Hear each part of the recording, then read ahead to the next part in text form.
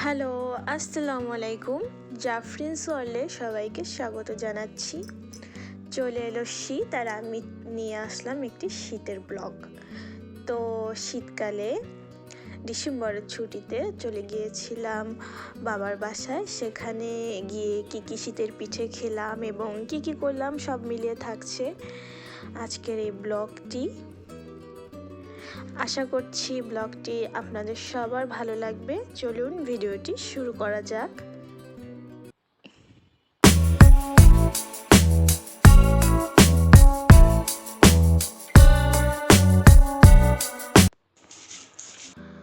তো আমি হাউসওয়াইফ, কিন্তু আমার মা প্রাইমারি স্কুলে চাকরি করে, সেজন্য ডিসেম্বরে সে বেশ লম্বা একটা ছুটি পেয়েছে। তো আমি যখন ইচ্ছা বাবার বাড়ি যেতেই পারি, কিন্তু তাকে অ্যাভেলেবেল পাই না, যেহেতু সে চাকরি করে। ডিসেম্বরের ছুটিতে সে অনেক দিন অ্যাভেলেবেল ছিল, তো এই ছুটিতে বললো যে চলে আয়। তো বাসায় গেলাম, সেখানে সে আমাদেরকে শীতকালীন পিঠে খাওয়াচ্ছিল বানিয়ে।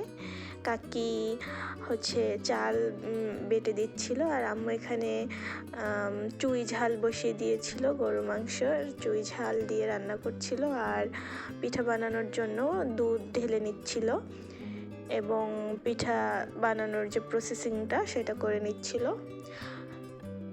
এবং এই যে এটা কি বলে আমি বলতে পারছি না, এটার মধ্যে দিয়ে একসাথে 5-6টা পিঠা ভেজে নিচ্ছিল। এটাকে বলে সাজে পিঠা। এই পিঠা কিছুটা শুকনো রাখবে আর কিছুটা গুড় এবং দুধের মধ্যে ভেজাবে। শুকনো যেগুলো রাখবে সেটা আমরা গরু মাংস চুই ঝালের ঝোল দিয়ে খাবো, আর যেটা গুড় এবং দুধের মধ্যে ভেজাবে সেটা একদিন পুরো ভিজিয়ে রাখবে, পরের দিন সকালে খাবো। সেটাকে বলা হয় রসের পিঠা। এখন রস অ্যাভেলেবেল নেই। গ্রাম বাংলায় আগে অনেক খেজুর গাছ ছিল এবং সেখান থেকে রস কেটে নিয়ে আসতো, কিন্তু এখন আর সেগুলো নেই, সেজন্য আমরা গুড়ের মধ্যেই ভেজাবে। তো আম্মু ওইদিকে পিঠা বানাচ্ছে আর আমি একটু ঘুরতে বের হলাম। আমি একটু হাঁটতে রাস্তার দিকে চলে আসছিলাম। এখানে একটা জমি আছে আমাদের, সেখানে আমার বাবা বিভিন্ন ধরনের শাক এবং সবজি বোনায় লোক দিয়ে। সে ব্যাংকে জব করে, কিন্তু তার একটু শখ জেগেছে যে একটু নিজের হাতের খেতি করে সেগুলো খাবে। তো লোকজন দিয়ে এগুলো সে করায় এবং প্রতিদিন সকালে এগুলো একটু দেখে অফিসে যায়।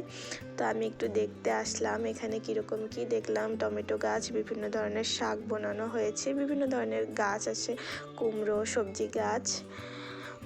তো শীতকালে এখন বেশি একটা কুয়াশা পড়েনি, কুয়াশা ছিল কিন্তু খুব হালকা। আমার মনে হয় আরও কিছুদিন পরে ভারী কুয়াশা পড়বে। তো আমি একটু শীতে বাবার বাড়ির আশেপাশটা ঘুরে দেখছিলাম। আসলে এখানকার সব কিছুই আমার খুব প্রিয় এবং খুব চেনা। এখন বিয়ে হয়ে গেছে, কিন্তু বিয়ে হয়ে গেলে যদিও মেয়েরা পর হয়ে যায়, তবুও বাবার বাড়ির প্রতি একটা টান থাকবেই, সেটা স্বাভাবিক, কারণ আমরা যে ছোট থেকে বড় হয়েছি এখানেই।